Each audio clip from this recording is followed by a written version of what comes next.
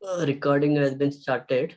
Yeah, my teammate Hanman will be started with the overview of the case study. Over to Hanman. Hello, hi, good afternoon, friends. We are Group 3 from the cybersecurity. Today, we are going to present an ethical case study about students and sensors written by Professor Ram from Arizona University. More into this, Pawan will explain. Over to Pawan. Yeah, thank you, Hanman.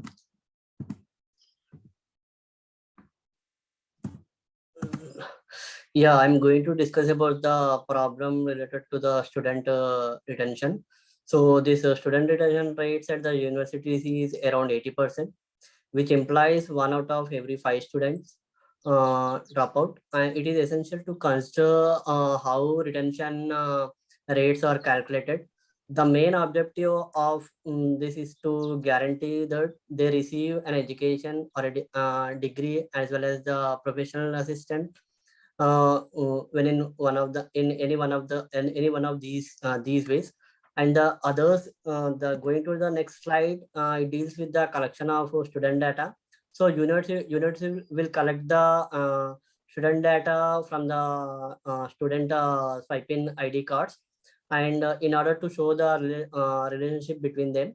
And the next slide deals with the other grades and the academic success, where it impact by the variety of factors, and students doesn't just drop out because they have experienced difficulties in the class, and they are morely likely to drop out, may have the sinking social networks and a lack of well-established behavior routines.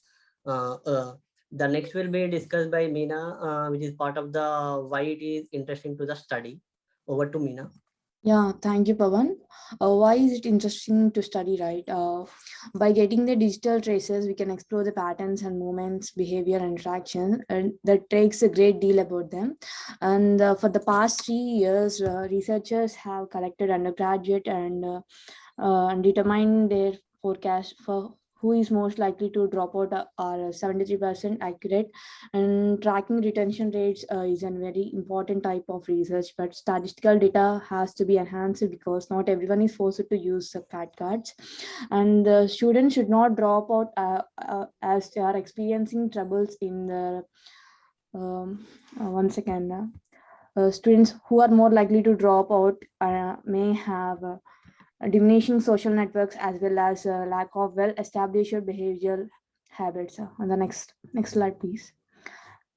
Yeah, coming to the students' data, for decades, schools have dealt with the retention this way, and it doesn't always succeed.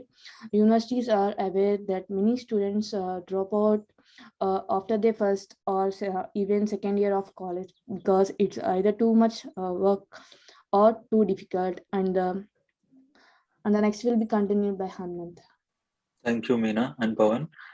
We have seen that we are talking about the university side, what a university explains about the research. But when thinking about the students' perspective, students think that it is a violation of their privacy, tracking them all the time.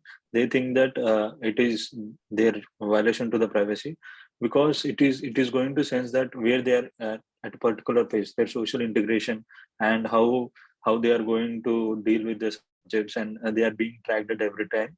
Ultimately, university thinks it as very useful to the students because it helps them to identify the particular problem in a particular students, and so that they can give a particular solution to that students and make him better at their studies.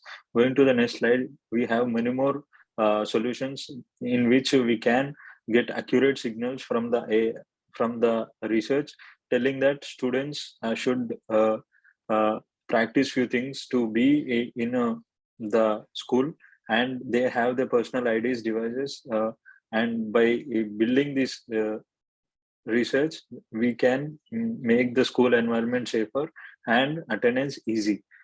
Next slide, Paul. Yeah, this shows that from the Arizona University, it is said that they're tracking their CAT cards and they're misutilizing the students' privacy. But in a way, this has been very well helpful for the students. It helps the students to not to drop out from the schools in an early stage. And thank you so much. Let me stop the recording.